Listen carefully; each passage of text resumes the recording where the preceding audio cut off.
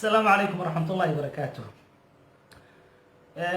walaalayaal waxaan maanta rabaa inaan la wadaago qiso uu wariyay caalim ka mid ah culimadii muslimiinta oo la yiraahdo Sheekh Cali Dadawi raxmatullaahi ta'ala alayhi. wuxuu yiri waxa ku yaalay magaalada Dimashq masaajid la yiraahdo Masjid Tawba. masaajidkan waagi hore wuxuu ahaan jiray baar lagu tunto oo khamrada lagu cabo. nin saalix ah ayaa qarnigii 7 inta iibsaday masaajid u bedelay meeshii sidaas waxa loogu bixiyay Masjid Tawba. masaajidkaas waxa joogi jiray nin caalim ah oo dadka tarbiyeeya oo dadka meesha degan xaafadda degan ay aad u jecel yihiin. waxa kale oo jiray wiil dhalinyaro ah oo daalibul cilmi ah oo mar walba ku taxan masaajidku degan yahay dadkuna ay tusaale ka dhigtaan dhowrsow yahay iyo ciizatu nafsiga ninkaas uu xambaarsan yahay sharaftiisa iyo qiimihiisa.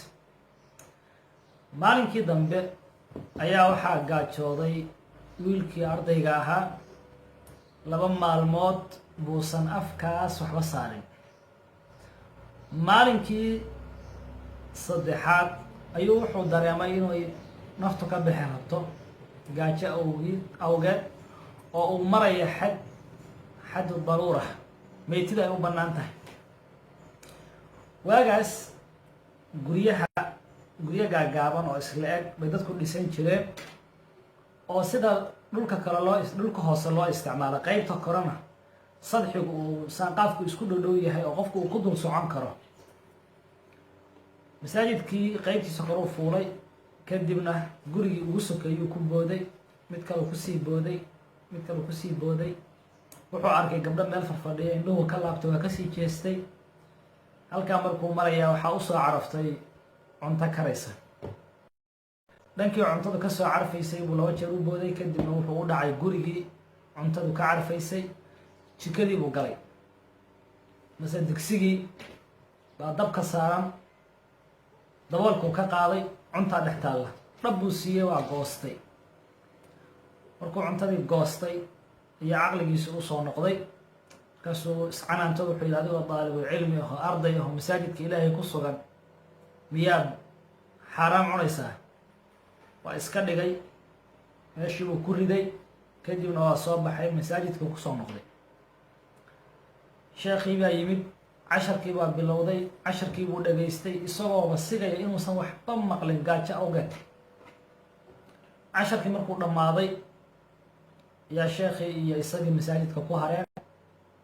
xoogaa markii la fadhiyaa waxaa ilinka ka soo gashay gabar asturan oo niqaaban waxba looga jeedin. sheekhii bay afka u dhoweysay kadibna sheekhii dhinacyadu isu fiirfiiriyey wax rag ama uusan arkin oo aan ka ahayn wiilkii buu u yeeray wuxuu ku yidhi ma guursanaysaa gabadhan?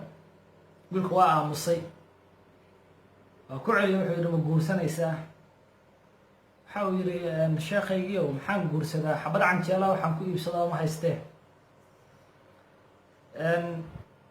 gabadhii ayaa sheekhu fiiriyey markaase waxay ku tiri aniga zawjkaygii waa dhintay xoolihiisiina waa dhaxlay meeshana qariib baan ku ahay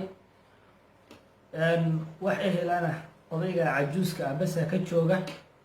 waxaan rabaa marka ninaan ilaahay waxa weeye sunnadiisa isku guursana iyo si xalaala si aan iskaga ilaaliyo kuwa daaqadaha kasoo dhacahaya.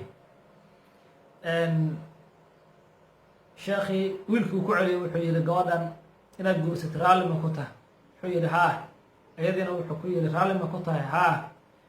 sheekha gabadhii buu u meheriyey meherkiina waa ka bixiyey wiilkii. kadibna wuxuu yidhi gacmaha isqabsada orda. way soo dhaqaaqeen waa soo kaxaysay gurigii ayay la soo aadeen. gurigii markii ay soo galeen ayay wejigeedii fiiqday mase waa filqatu qabar dayax baad u malaynaysaaba. kadibna jikada xaggeedii u dhaqaaqday. hadday digsiga daboolka ka qaadaba cuntadii qayb baa la goostay. markaasay tiri subxaan allah cuntadii yaa goostay. hadalka markuu maqlay ayuu wiilkii ooyey kadibna qisadii uu uga sheekeeyey gabadha. wuxuu yidhi anigoo gaajaysan baahan baan meesha usoo dhacay, saasaanan ku goostay, kadibna waan ka tegey.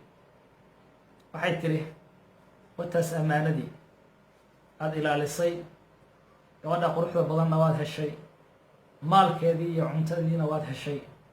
yaa salaam, maaragtaa sida ay ammaanada iyo cifada iyo dhowrsoonida u tahay wax aada iyo aada u cajaa'ib badan. la wadaag asxaabta oo walaalkiin oo idin leh, aniga iyo idinkaba allaha na dhowriyo oo na ilaaliyo. asalaamu calaykum waraxmat ullaahi wabarakaatuh.